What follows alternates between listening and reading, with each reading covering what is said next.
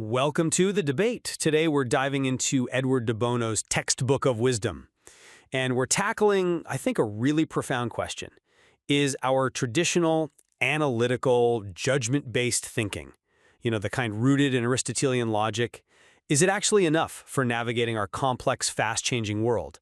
Or do we perhaps need something broader, something more like a design-oriented, possibility-focused approach for genuine wisdom? I'll be arguing for de Bono's expanded view, while my colleague will champion the, let's say, foundational utility of traditional logic. So de Bono makes this compelling case, right, that traditional analytical thinking, with its heavy reliance on what he calls judgment boxes, these sort of mental categories and rigid either-or choices, well, he says it's excellent, but not enough. And that feels right, because in a rapidly changing world, just clinging to fixed categories based on past experiences, well, it isn't always sufficient, is it? True wisdom, he suggests, isn't just about clever analysis. It's more about a broader perception needed to reframe problems. It demands we embrace possibility, genuine possibility, and cultivate a design mindset. It's about moving beyond just categorizing things to actively understand, navigate, and importantly, create. It's kind of like, optimizing a horse-drawn carriage versus actually inventing the automobile. A different level entirely. Yeah. I understand the allure of that broader view. I really do. But my concern is this. How do we prevent pure possibility from, veering into intellectual chaos without the structured framework that Aristotle, for example, gave us? This judgment box system, these established categories, they provide an indispensable foundation. I mean, our brains inherently form patterns, right, for efficiency. Think of a doctor diagnosing measles. That's a clear judgment box connecting specific symptoms to a known condition and treatment. This system gives us essential certainty. And while, sure, any powerful tool can be misused, de Bono acknowledges that the framework itself isn't inherently flawed. It's arguably a prerequisite for coherent thought, stopping us from descending into, as he puts it, nonsense. Right. Well, yes, our brains excel at forming patterns. That very strength becomes a trap if we too rigidly, adhere to outdated judgment boxes.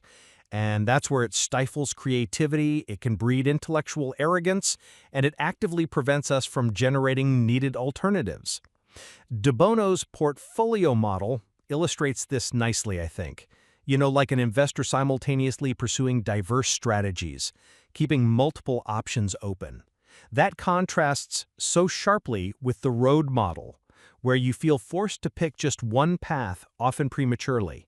Wisdom, particularly in our complex world, often seems to demand holding parallel possibilities. Okay, I see your point about rigid adherence. Absolutely. But the brain's natural tendency to form patterns is still fundamental for any recognition and action.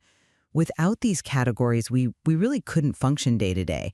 So the issue as I see it isn't the system itself, which provides that essential structure. It's how we apply it. As you said, de Bono warns any powerful system can be misused.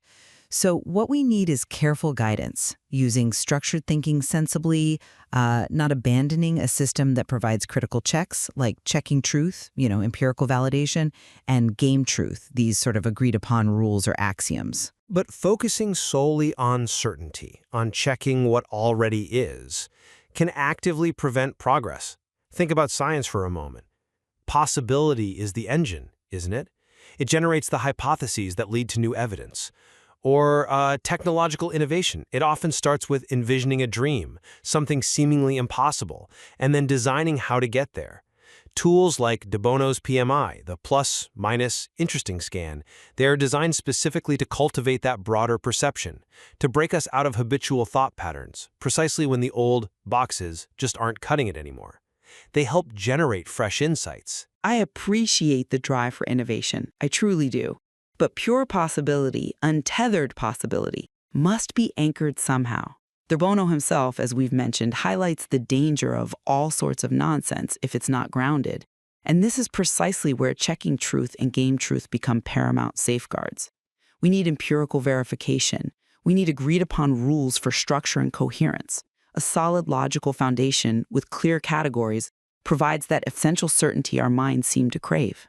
So it's not about stifling possibilities altogether, but about ensuring they actually lead somewhere useful, built on stable, logical ground, rather than just, well, unfettered speculation. So we've explored whether traditional analytical thinking is truly sufficient for wisdom, or if de Bono's quite strong emphasis on broader perception, possibility, and design thinking is essential today.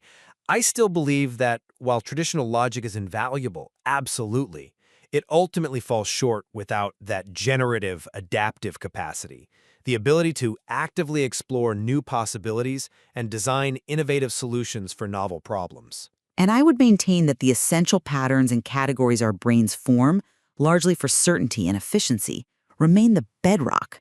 Without this foundation of judgment, of structured thinking, exploring possibilities risks, well, intellectual chaos. Wisdom, for me, lies significantly in applying these foundational tools with precision and understanding their context, rather than feeling we need to abandon them for something entirely different. Well, this discussion certainly shows the value in appreciating both these powerful perspectives. The indispensable structure that established frameworks give us, alongside the critical need for adaptive and creative thinking, especially in our complex reality. Absolutely. True wisdom, perhaps, lies precisely in understanding when each approach best serves us and recognizing that it's likely a dynamic interplay between them that's key to deeper understanding. There's certainly much more to explore in de Bono's work on this.